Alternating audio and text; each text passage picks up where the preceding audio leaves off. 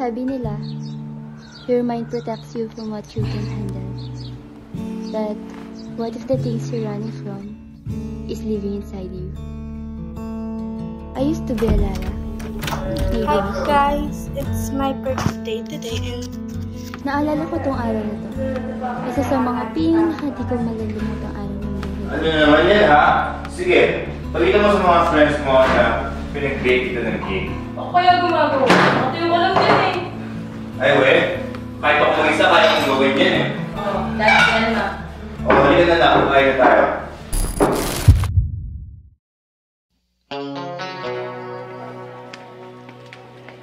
Hi, ako naman si El.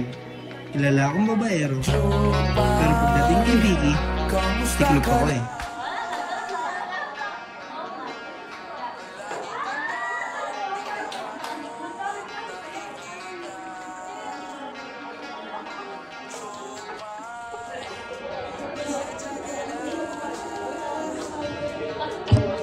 Alam mo, Vicky, parang ang wifi. bakit? Pag malapit ka, lumalakas signal doon. Hindi mo na yung mababawi, Vicky. Uy, hindi kaya nakita ko. Ang babaw mo talaga, El. Grabe ka. Ako to, seryoso sa'yo. Ikaw nakatak mo, babae ka na lang here. Siyempre, dati yun. Pag nakahanap ko maganda, di mo na hanapin yung iba. Class, settle down. El, umayos ka ng upo mo. Get 1/4. Ma'am, 1/4? 1/4 nga, ulit-ulit naman.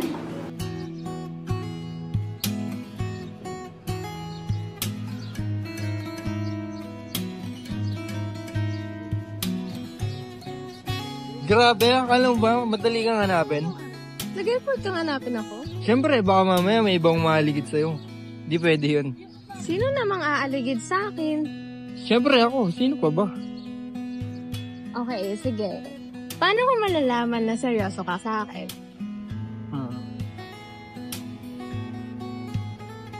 Ito, para kang origami. Sobrang ganda, dapat talagaan. Ang corny mo! Grabe, hindi ba pwedeng cute lang?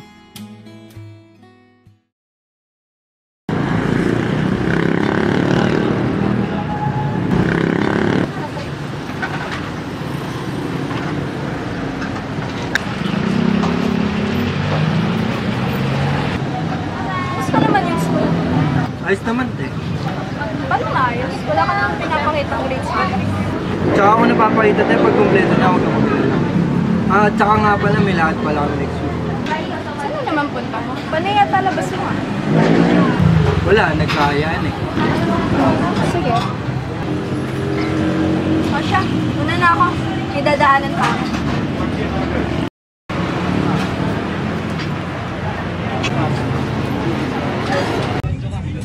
Pinipigilan na kita. Kumusta ka? Ito, okay nga eh. Nananaba nga eh. Parang hindi naman. Kamusta yung work mo? Kamusta ka? Ito, okay lang. Maraming sideline. Paalam mo naman. Ayaw nga pala. Uy, balita ko. May girlfriend yung kapatid mo ah. Ang girlfriend. Parang malabo naman yata yun. Hindi ko alam. May nagsabi lang din sa akin.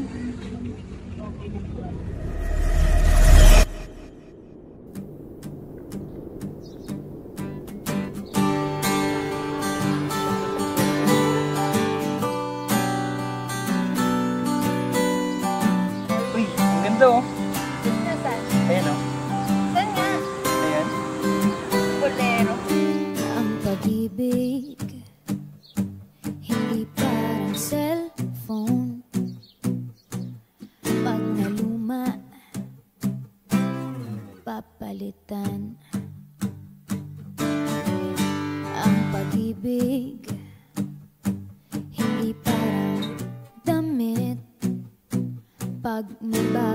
puso papalitan. Kung sabihin kong mahal kita, yan ay totoo. Hi kids, this is your dad and mom walking at CBC. Hindi kita binubola. Wala lang. Panghabang buhay ang pag-ibig ko sa'yo, o sinta. Kahit na ika'y pumangit, hindi kita ipagpapalit. Panghabang buhay ang pag-ibig ko sa'yo, o sinta. Kahit na ika'y makalbo, hindi ako magbabago.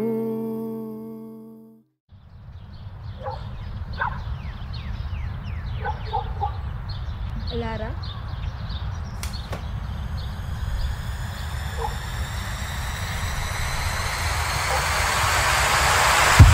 Lara? Ano ba? Huwag kang sumabad! Pumasok ka dito! Pumasok ka dito! Ano ba? Sino yun? Bakit mo ko hinihila kanina ka ba yun? Sino yun? Huwag mo akong pinag... Ano ba sinasabi mo, ate? Hindi ko ba akong pinag... Alam ko nakita ko! Hindi mo nga nagala! Sabi mo! Kailan pa kita tinuruan magsinungaling ni Lara? Tayo na nga lang natira dito, wala na si Mama!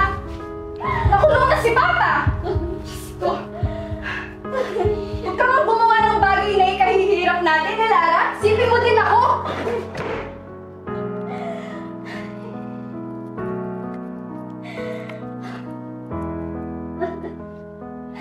Ano nangyari? Ano nangyari?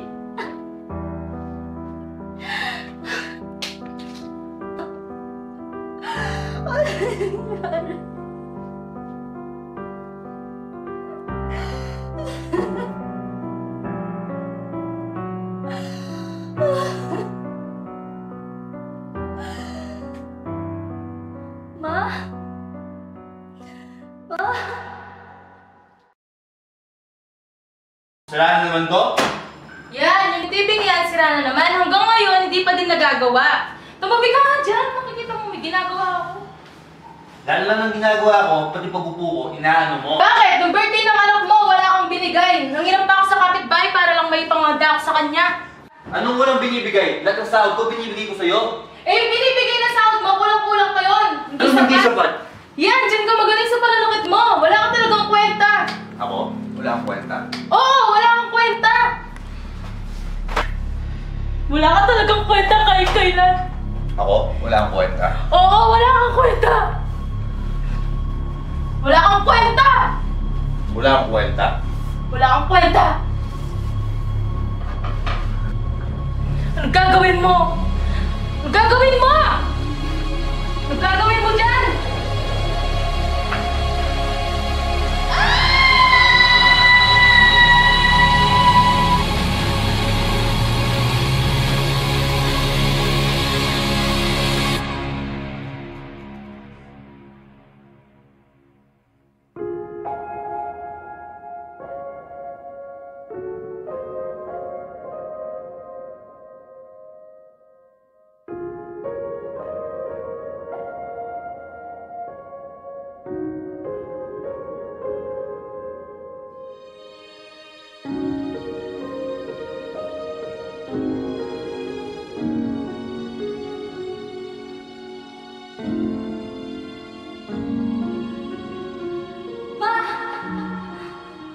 Simula ng araw na yun, I stopped being me.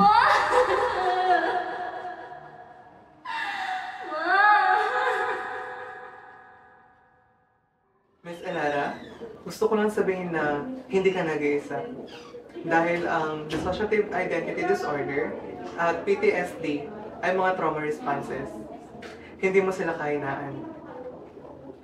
Ibig sabihin, na-survive mo mga bagay na hindi mo dapat naranasan nung bata ka. One thing na nakakatulong sa mga pasyente na may case na kagaya mo ay communication journal or diary. Sulatan mo si Elle at hayaan mo din siya sumulat sa'yo. At baka magulat ka sa mga sasabihin niya. Paano nga yun? Then, give him the chance to say that. And let yourself to hear it.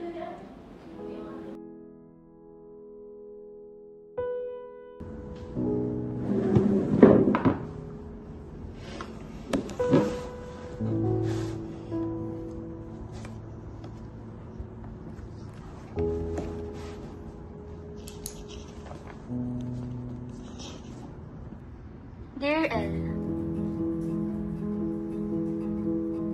sa tingin ko, naintindihan ko na ngayon.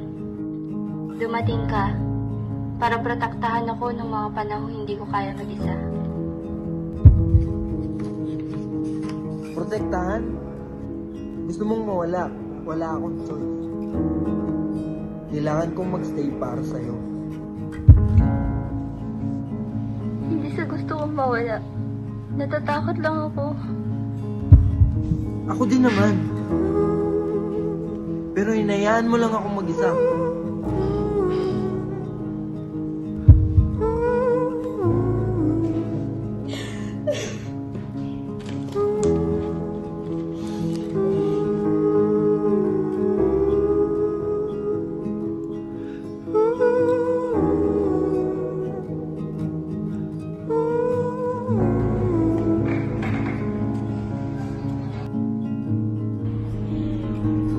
Siguro kung mawawala ako, mawawala ka na din, Elle. Maybe we will both find peace.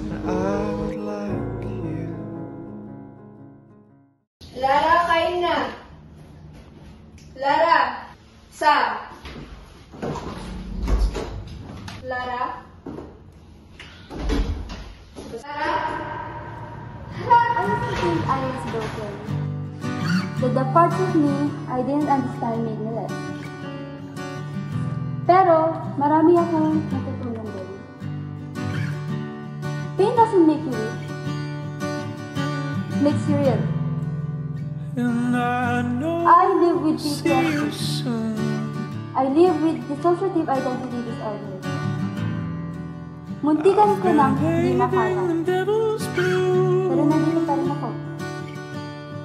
Kaya ikaw, kung nakikinig ka, kaya mo din. Makakaya mo. Hindi ako namatay nung araw na yun. Hindi lahat ng katapusan ay kamatayan. Minsan, panibagong simula lang. Hindi nawala si Elle. Ngayon, nakikinig na siya. At ngayon, nagsasalita na rin ako. This is my story. Hindi siya perfect. Hindi pa tapos. Pero masasabi kong akin to. The constant maze where I lose myself.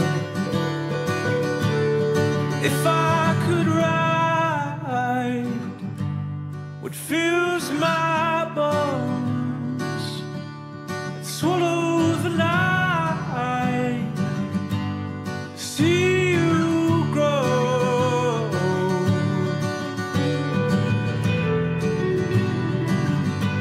See you soon. Oh, oh, oh. See you soon.